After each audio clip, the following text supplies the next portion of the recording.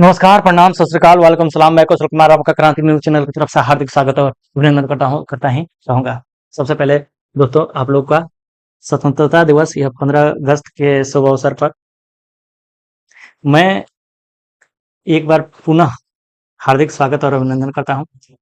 और आज जो मेरे नए दोस्त भाई-बहन जो नए जुड़े हैं, उनको मैं बता दूँ कि अभी हम लोग क्लास 11th के चैप्टर नंबर 5 जिसका नाम है सामंतवाद, इसमें हम लोग 5वीं से लेके 15वीं शताब्दी के बीच में जो मुख्यतः बदलती हुई परंपराएँ थी, इसके बारे में हम ज़िक्र करने जा रहे हैं।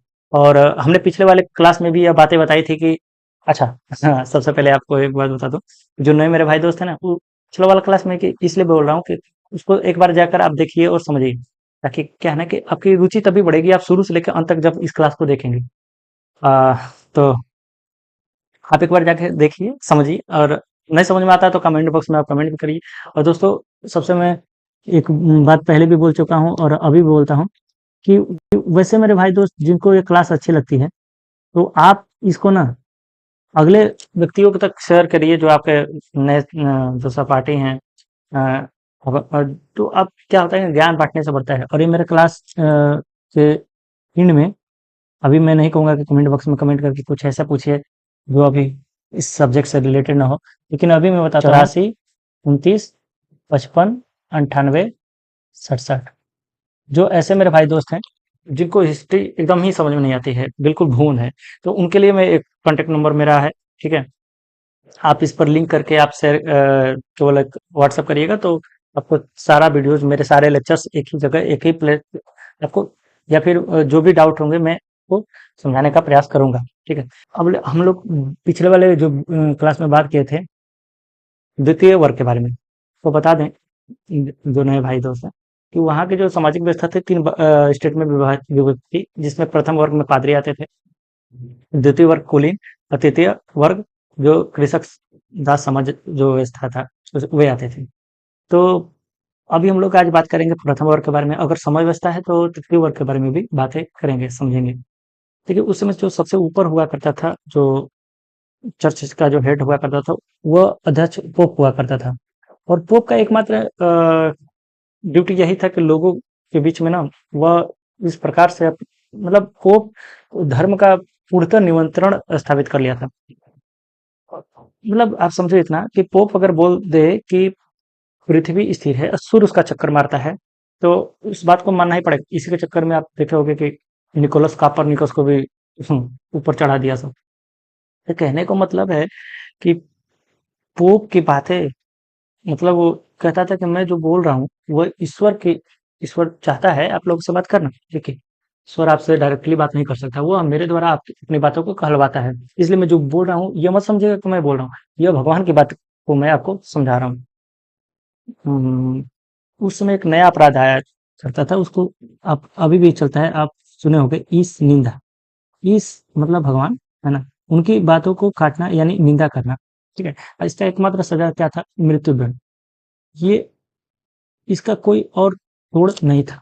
मतलब इस निंदा, भगवान की निंदा अभी पाकिस्तान वगिस्तान वगैरह में चलता है भैया। अच्छा पोप रहते कहाँ थे? इटली में रहते थे। तो पोप चाहते थे कि जो इनका यूरोपीय ईसाई समाज है उसका उन लोगों के जो उसका मार्गदर्शन हो।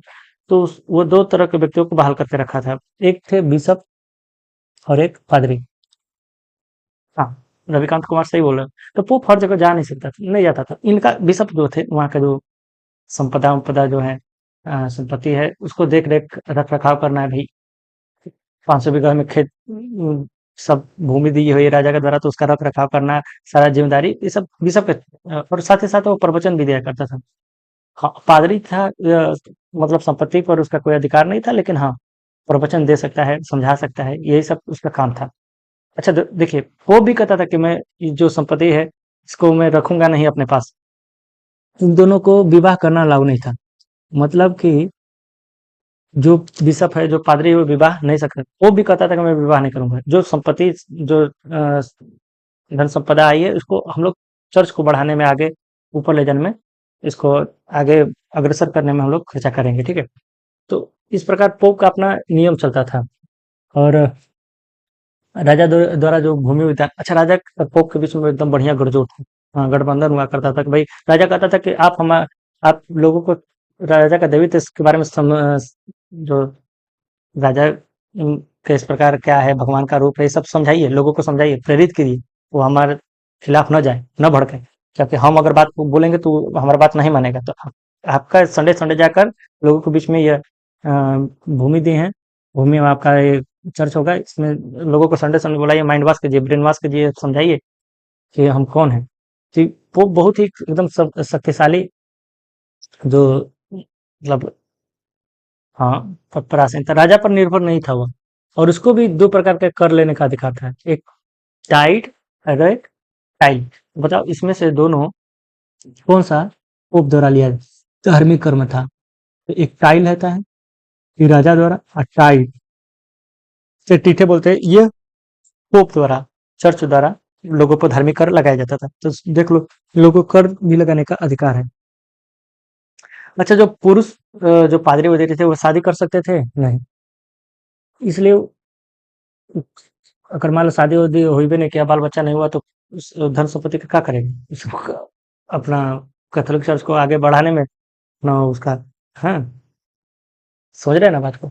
ठीक है। अब हर एक गांव में चर्च हुआ करते थे, और प्रत्येक रविवार को क्या करना था, सामूहिक प्रार्थना करवाने का इनकी जिम्मेदारी थी, धर्मोपदेश देते थे। और इसमें जो बिशप थे वे भी मान लीजिए कि देखिए, बिशप भी अभिजात वर्ग में आते थे। जो प्रथम स्टेट में बिशप अभिजात वर्ग में, इनके पास अपनी जागीरें थे, अपने महल थे, नहीं का था। बस यही है कि आपको पैसा अपने पास नहीं रखना है। यह अमीरी कल्याण के लिए बाकायदे माफीनामा प्रमाण पत्र भी बनाते थे। जैसे कई लोग को होता है ना कि मान लो कि जवानी भर खूब लूटे, धन संपत्ति खूब अर्जित किए, इनकर उनकर हड़प लिए पैसा वैसा, अब बाद में बुढ़ापा में पछतावा हो रहा है कि हम नरके जाएंगे, तो ये वो फलाने का।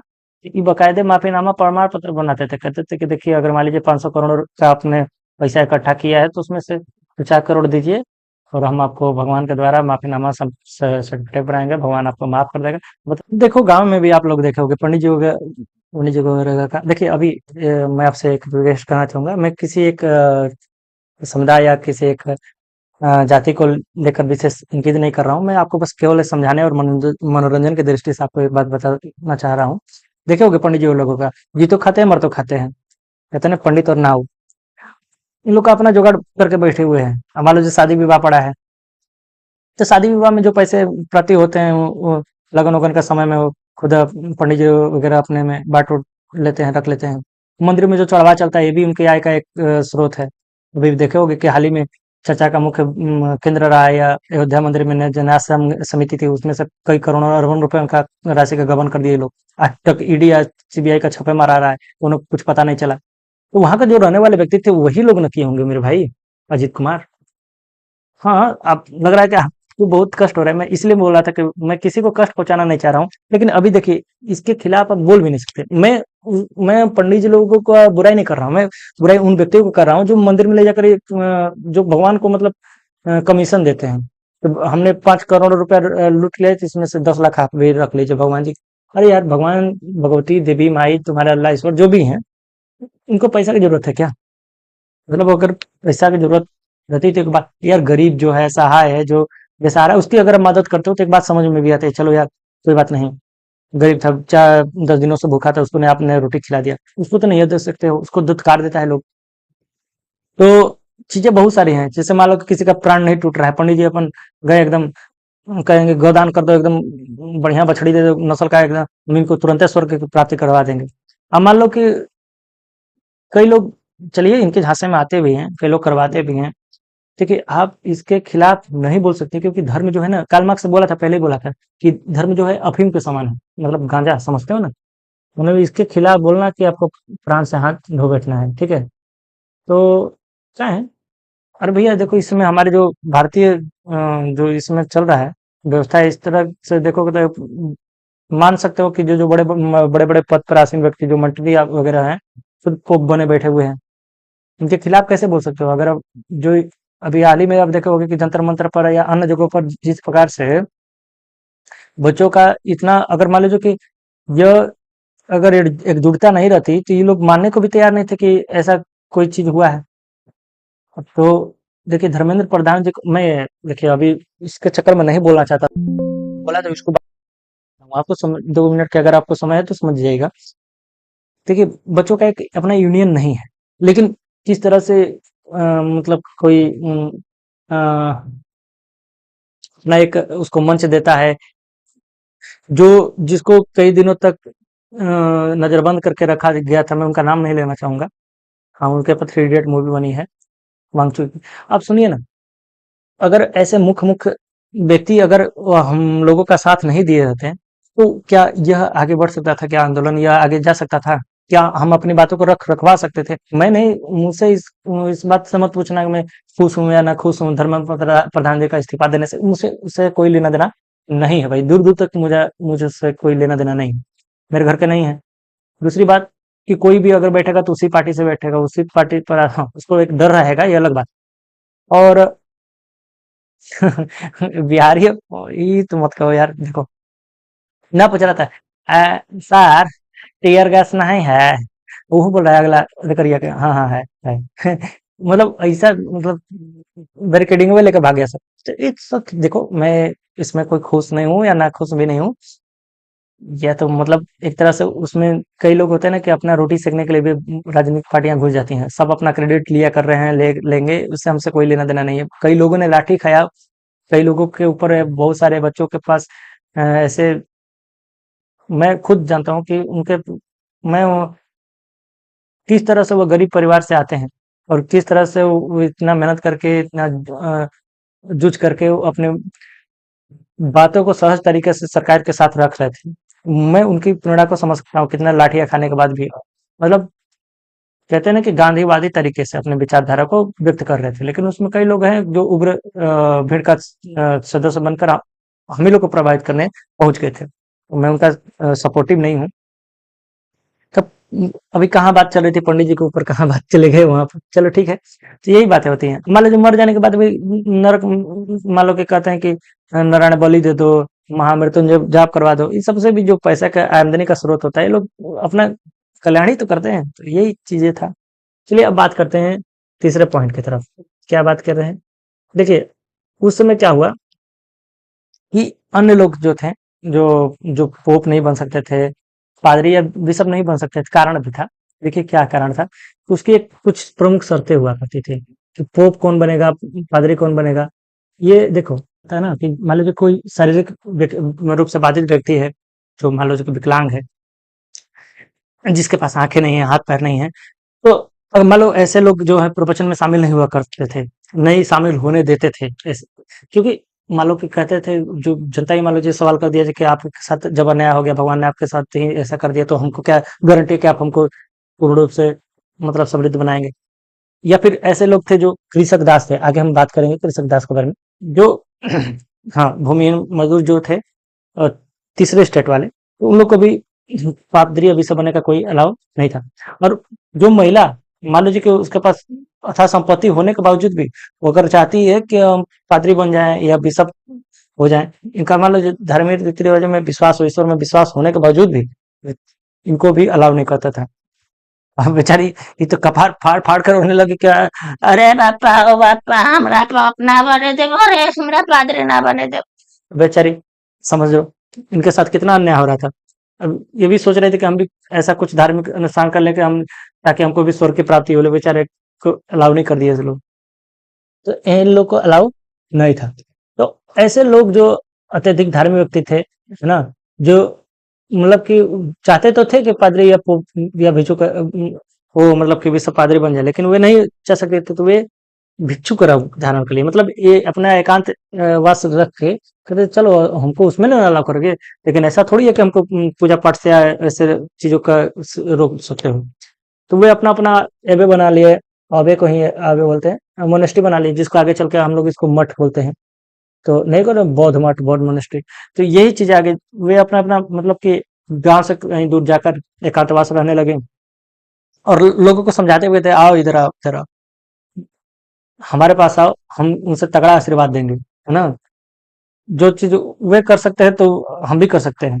मतलब कि वहाँ के जो भिक्षु थे, जो मोनेस्ट्री में रहने वाले, ओबे में रहने वाले, तो जो पुरुष थे उनको मोंग कहा जाता था, जो महिला थी नन थे। इन लोगों को भी शादी विवाह करना अलाउ नहीं था।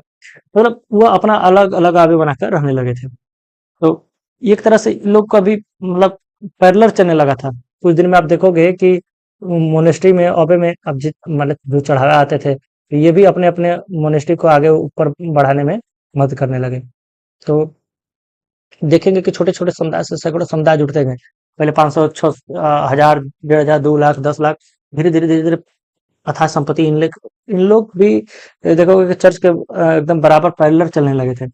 बड़ी-बड़ी अब इनका एकमात्र मकसद था, एक इनका काम था, वो कहते थे कि हम पैसा का कुछ करेंगे नहीं, बड़ी-बड़ी इमारतें बनाएँगे, जैसे स्कूल हो गया, अस्पताल हो गया। अब भी देखोगे सेंट फेरेरा, सेंट जेवियर, जो चीज़ें आप देखे हो ना कि बहुत सारे स्कूल ईसाई स्कूल है, क्रिश्चियन स्कूल है। तो भाई ये मत समझना कि कहीं ये चर्च वर्च से इसका ताल्लुकात है, नहीं। ये जो आप देखे होंगे जिसको हम लोग अभी बोल रहे हैं, अ, ये जो मोंक है, इसी को हम लोग आगे चल के इसको फादर बोलते हैं। हाँ, नन नन तो अभी मान लो बोला जाता है, मदर नहीं बोला जाता है, इसको सिस्टर बोला जाता है। Very good. तो ये चीजें नहीं नहीं, सिस्टर बोला जाता है। तो ये चीजें हैं, तो आगे देखोगे अब बड़े बड़े जो स्कूलें हैं, इमारतें हैं, ये अलग अलग ये ओबे से हैं, संबंधित रहते हैं। मतलब सबका अपना अपना मोनेस्ट्री है, मठ है। तो अब मान लो कि किसी में 10,000 करोड़ रुपया है, तो कोई ओबे में 20,000 करोड़ रुपया है। अपना अपना स्कूल चलाते हैं, अपने अपने अस्पताल चलाते हैं।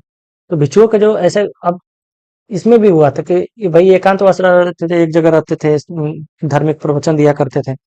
लेकिन इसमें भी कुछ ऐसे वर्ग उभरा जो आगे चल के कहा कि नहीं नहीं, हम अब केवल इसी की तरह सीमित नहीं रहेंगे, हम अन्य लोगों के साथ जाके इसका साझा करेंगे। घुमंतु तरीके से लोगों को जगह जगह जाकर समझाते थे। उसको हम लोग कहते हैं, उसको मतलब कहा जाता है फ्राइयर। तो ऐसे समुदाय उभरे जो फ्रायर बोलते हैं इसको, फ्रायर, जो अन्य जगहों पर जाकर मतलब लोगों को अपना प्रवचन दिया करते थे, समझाते थे कि ऐसा होना चाहिए ये चीज। तो इसको अब देखो, मैंने बोला था आपसे यह कि मैं आज तीसरे वर्ग के बारे में बात करूंगा, थोड़ा डिस्कस करूंगा, समय बच्चे का। लेकिन थोड़ा सा क्या है ना कि विलम्ब हो गया, मैं जाना पड़ेगा, एक अति आवश्यक कार्य पड़ गया है। लेकिन मैं आपसे वादा करता हूँ और आपको विश्वास दिलाता हूँ कि मैं जल्द ही आऊँगा और आपको तीसरे वर्ग के बारे में, जैसे तीसरा वर्ग का मैं थोड़ा-सा हाइलाइट दे देता हूँ कि पहले 2 वर्ग का जो प्रथम वर्ग और द्वितीय वर्ग था, जिसमें कुलीन तंत्र आते थे, उसमें इन सबों का भरण-पोषण करने की ज़िम्मेदारी ये तीसरे वर्ग पर थी। और तीसरे वर्ग से ही लोग मतलब ये मान लो कि जो चर्च था, मोनेस्ट्री था, सॉरी, जो चर्च था, चर्च के अंदर, गिरजाघर के अंदर जो था संपत्ति थी, जो भूमि था, भूमि का कई एकड़ की भूमि है, तो उसमें जो खेती बाड़ी का काम करना था, इन्हीं इन्हीं के सिरे पर था। सैनिक सेवा भी करना है, कम से कम वर्ष में 40 दिन इनको करना पड़ता था, है ना। अब उसमें भी दो तरह के किसान हुआ करते थे, एक स्वतंत्र किसान, एक कृषि दास, जिसको सर्व या सर्व अभी आप पढ़े होगे, सेवा करना, है ना, सर्व इसी से तो बना है। तो कृषि दास थे। तो स्वतंत्र किसान थे कि जो अपने अपने, जैसे कि आपको बताया था कि जो फ्यूडलिज्म, जब मैं सामंतवाद पढ़ा रहा था, तो अलग अलग मैनर में जो रहने वाले किसान हैं, तो एक मैनर से छोड़कर दूसरे मैनर में जाने वाले जो थे, उससे स्वतंत्र किसान हुआ करते थे। और कुछ ऐसे थे कि जो दादा परदादा लगड़दादा से लगातार उनका एकदम ऐसे गुलामी के जंजीरों में जकड़े हुए चलते ही आ रहे थे। और चाहते भी थे पोप ओप, ऐसा नहीं था कि अगर पोप बोल दिया कि इनसे शादी करना है, इन्हीं से विवाह करना है, तो लोग उनका बात नहीं काट सकते थे, बस करवा देते थे सब। देखो, इसका लड़का वड़का होगा तो तभी नहीं इन सबों का गुलामी करेगा, तो पोप जानबूझ कर ही काम करवा देता था। तो हाँ, शादी विवाह मतलब कि चलो, लड़का लड़का होगा तो ऑटोमेटिक गुलाम बनकर आ जाएगा। तो महिला भी लोग थे, इनको भी बैठना नहीं था, भैया इनका सूत काटना था, कपड़ा बुनना था। वो वहाँ के जो सीनियर थे, लॉर्ड थे, उनको बढ़िया अंगूर का मीठा शराब बनाना है, इन सब काम भी इनको भी दिया। सूर्य धर्म, वही जो नाइट के बारे में हमने आपको बताया था, जो मान लो जो किसान है, तो किसान है तो किसानी कर रहा है, हर वर्ष में 40 दिन चल रहा है, तो इसमें जो निपुण है, मतलब उनको भाई, अब लड़ाई युद्ध के मैदान में गए, पता चला कि तलवार ऐसे हाथे से छूट गया, सिर कलम हो गया, धड़ से अलग हो गया।